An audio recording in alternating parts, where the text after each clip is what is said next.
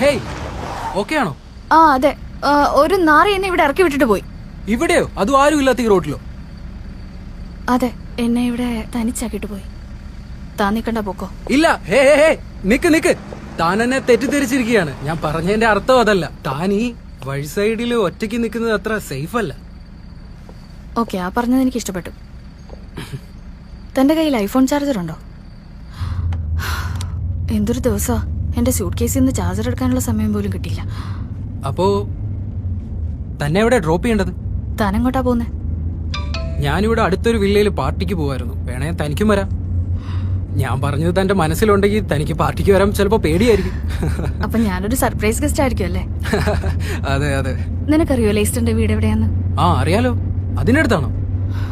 താൻ എങ്ങോട്ടാ പോന്നേ? എന്ത്? നീ നിക്കോളസിന്റെ വീട്ടിലോ?